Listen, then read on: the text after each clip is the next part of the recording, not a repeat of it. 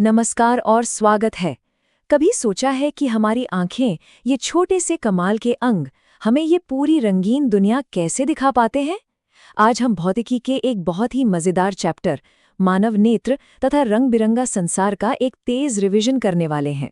ये एग्जाम के लिए बहुत जरूरी है और सच कहूं तो ये समझना भी अपने आप में बड़ा दिलचस्प है कि हम चीजों को देखते कैसे हैं। तो चलिए बिना देर किए शुरू करते हैं। तो सबसे पहला और बड़ा सवाल यही है, आखिर ये जो हमारी आंखें हैं, ये काम कैसे करती हैं? ये अपने आसपास की दुनिया को कैसे देखती हैं? इसको समझने के लिए हमें पहले इसकी बनावट को समझना होगा। तो सबसे पहले बात करते हैं आंख की बनावट की। इसे एक बहुत ही एडवांस्ड कैमरे की तरह समझिए, जिसके हर एक छोटे छोटे हिस्से का अपना एक खास काम है। देखिए, हमारी आंख काफी हद तक एक कैमरे जैसा ही काम करती है। इसमें भी एक लेंस सिस्टम है जो एक लाइट सेंसिटिव स्क्रीन पर इमेज बनाता है, जिसे हम रेटिना कहते हैं। चलिए, इसके जो मुख्य हिस्से हैं उन्हें एक एक करके जल्दी से समझ लेते हैं। तो लाइट की जो एंट्री होती है वो सबसे पहले होती है कॉर्निया से। ये एक पतली सी झिल्ली है जो हमारी आंख के गोले के ठीक सामने एक पारदर्शी उभार बनाती है, और ज्यादातर जो लाइट का मुड़ना या अपवर्तन होता है वो इसी बाहरी सतह पर हो जाता है। कॉर्निया के ठीक पीछे हमें मिलता है क्रिस्टलीय लेंस। इसका मेन काम है फोकस को फाइन ट्यून करना, मतलब अलग अलग दूरी पर रखी चीजों को देखने के लिए फोकल लेंथ में छोटे मोटे एडजस्टमेंट करना। और फिर आखिर में लाइट पहुंचती है रेटिना पर। ये एक बहुत ही नाजुक झिल्ली होती है जिसमें लाखों करोड़ों लाइट सेंसिटिव सेल्स होते हैं। और एक मजेदार बात बताऊं, रेटिना पर जो इमेज बनती है ना, वो असल में उल्टी होती है। ये तो हमारा दिमाग है जो इस उल्टी तस्वीर को सीधा करके हमें सब कुछ सही सही दिखाता है ना कमाल की बात? तो सवाल ये है कि आंख पास और दूर की चीजों पर फोकस कैसे कर लेती है। ये इसकी सबसे जबरदस्त ताकत है, और हाँ, एग्जाम के लिए ये एक बहुत ही जरूरी टॉपिक है। इस जादुई पावर को कहते हैं समंजन क्षमता। हमारी आंखों में पक्षमाभी पेशियां होती हैं जो इस लेंस की मोटाई को बदल सकती हैं, बिल्कुल वैसे ही जैसे एक रबर की बॉल को दबाकर उसका शेप बदल देते हैं। जब ये मांसपेशियां ढीली होती हैं तो लेंस पतला हो जाता है और हम दूर की चीजें साफ देख पाते हैं, और जब ये सिकुड़ती हैं तो लेंस मोटा हो जाता है, जिससे पास की चीजों पर फोकस करना आसान हो जाता है। और हाँ, ये नंबर, इसको तो बिल्कुल याद कर लीजिए, 25 सेंटीमीटर।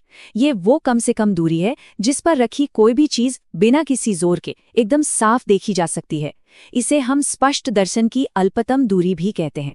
लेकिन तब क्या होता है जब आंख की ये फोकस करने की जो कमाल की क्षमता है वो थोड़ी कमजोर पड़ जाए? यहीं से एंट्री होती है दृष्टि के कुछ सामान्य दोषों की। दो सबसे आम डिफेक्ट्स हैं। एक है निकट दृष्टि दोष, जिसे मायोपिया भी कहते हैं, और दूसरा है दूर दृष्टि दोष यानी हाइपरमेट्रोपिया। इसको याद रखने का एक आसान तरीका है। निकट दृष्टि में निकट की दृष्टि अच्छी होती है, मतलब पास का साफ दिखता है पर दूर का धुंधला, और दूर दृष्टि में दूर की दृष्टि अच्छी होती है, मतलब दूर का तो साफ दिखता है पर पास का धुंधला। तो निकट दृष्टि दोष में असल में होता क्या है? इसमें दूर से आ रही लाइट की इमेज रेटिना पर ना बनकर उसके थोड़ा पहले ही बन जाती है। ऐसा या तो लेंस की गोलाई ज्यादा होने से होता है या फिर आंख के गोले के थोड़ा लंबा हो जाने की वजह से। और इसका इलाज क्या है? बहुत सिंपल, एक सही पावर वाला अवतल लेंस इस्तेमाल किया जाता है। ये लेंस लाइट को थोड़ा सा फैला देता है ताकि फाइनल इमेज खिसक कर ठीक रेटिना पर बन सके। अब आते हैं दूर दृष्टि दोष पर। इसमें कहानी थोड़ी उल्टी है। यहाँ पास रखी चीज से आने वाली लाइट रे रेटिना के पीछे जाकर फोकस होती है। ऐसा इसलिए होता है क्योंकि या तो लेंस की फोकस दूरी बहुत ज्यादा हो गई है या फिर आंख का गोला थोड़ा छोटा हो गया है। और इसका समाधान? एक उत्तल लेंस। ये लेंस लाइट को थोड़ा और सिकोड़कर उसे ठीक रेटिना पर फोकस करवा देता है। चलिए अब आंख की बनावट और उसकी कमियों से थोड़ा आगे बढ़ते हैं और उन खूबसूरत नज़ारों की बात करते हैं जो हम अपनी आंखों से देखते हैं। और शुरुआत करते हैं सबसे शानदार नज़ारों में से एक से, इंद्रधनुष। हम सबने बारिश के बाद आसमान में इंद्रधनुष देखा है। ये एक नेचुरल स्पेक्ट्रम है और ये बनता है हमारे वायुमंडल में मौजूद पानी की नन्ही नन्ही बूंदों से जब सूरज की रोशनी गुजरती है। यहाँ जो मेन कॉन्सेप्ट है उसे कहते हैं विक्षेपण। जब सूरज की सफ़ेद रोशनी पानी की इन बूंदों से गुजरती है तो ये बूंदें छोटे छोटे प्रिज्म जैसा काम करती हैं। वो रोशनी को मोड़ती हैं और उसे उसके 7 अलग-अलग रंगों में तोड़ देती हैं और बस हमें इंद्रधनुष दिखाई देने लगता है। और अब वो सवाल जो लगभग हर एग्जाम का फेवरेट होता है, आसमान हमें नीला क्यों दिखाई देता है? सवाल जितना सुनने में आसान है, इसका जवाब उतना ही ज्यादा दिलचस्प है, और ये जुड़ा है लाइट की एक और खासियत से। इसका जवाब छिपा है एक शब्द में, प्रकीर्णन, या कहें तो लाइट का बिखरना। देखिए, हमारे वायुमंडल में धूल मिट्टी के बहुत छोटे छोटे कण होते हैं। जब सूरज की रोशनी इन कणों से टकराती है तो नीले रंग की लाइट, जिसकी वेवलेंथ यानी तरंग दैर्ध्य सबसे छोटी होती है, वो बाकी रंगों के मुकाबले सबसे ज्यादा बिखर जाती है, चारों तरफ फैल जाती है।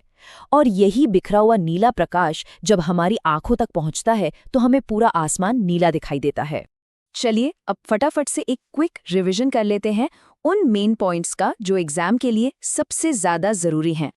ये 4 शब्द तो बिल्कुल पक्के कर लेने हैं। पहला, समंजन क्षमता यानी फोकस एडजस्ट करने की पावर। दूसरा, निकट दृष्टि दोष, जिसे ठीक करने के लिए अवतल लेंस लगता है। तीसरा, विक्षेपण, जो इंद्रधनुष बनाता है। और चौथा, प्रकीर्णन, जिसकी वजह से आसमान नीला है। तो असली बात सिर्फ ये रटना नहीं है कि क्या होता है, बल्कि ये समझना है कि ऐसा क्यों होता है। जिस दिन आप ये क्यों समझ गए, समझ लीजिए आप किसी भी सवाल का जवाब दे सकते हैं। आपकी तैयारी के लिए बहुत बहुत शुभकामनाएं। मेरे चैनल यूपी बोर्ड सारथी यूट्यूब चैनल को सब्सक्राइब करें।